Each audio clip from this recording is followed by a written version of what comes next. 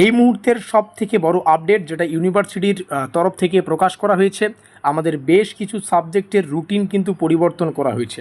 আমরা যদি 6 তারিখের পরীক্ষা দেখি, তো 6/7/2026 মন্ডে এই যে শিডিউলটা আমাদের অরিজিনাল ডেট ছিল, এই ডেটটা পরিবর্তন করে নতুন রিভাইজড ডেট কিন্তু তৈরি করা হয়েছে। অর্থাৎ এই ডেটে পরীক্ষা না হয়ে 6 তারিখের পরীক্ষাটা এখন আমাদের 14 তারিখে হবে।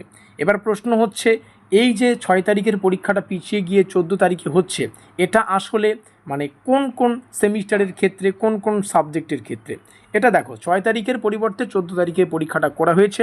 এই 14 তারিখে তোমাদের 10:45 থেকে 12:45 যে সেমিস্টারের যে সাবজেক্টের পরীক্ষা হবে সেটা একটু তোমাদের জানিয়ে রাখি।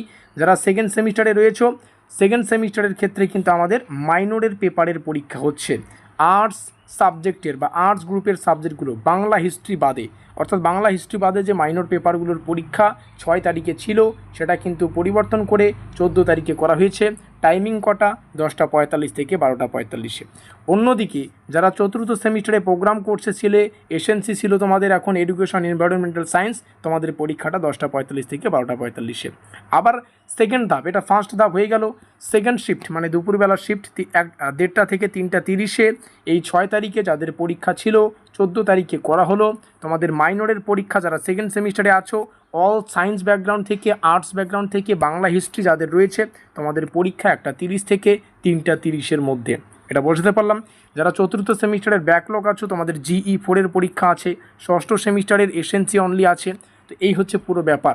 আর একটা কথা, it is further notified that there shall be no change in the examination schedule of 1/7/2026 examination in half 1 10:45 থেকে 12:45 and half 2 1:30 থেকে 3:30 on 1/7/2026 shall be held as per the original routine without any modified।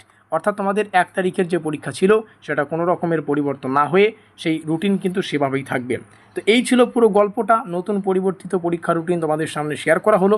আমরা এর আগের একটি ক্লাসে পুরো second সেমিস্টারের পরীক্ষা রুটিনটা শেয়ার করেছি, সেখানে তোমরা একটু কারেকশান করে নেবে, মাইনরের পরীক্ষা পিছিয়ে যাচ্ছে। ঠিক আছে, তো ভিডিওটিকে শেষ পর্যন্ত দেখার জন্য অসংখ্য ধন্যবাদ।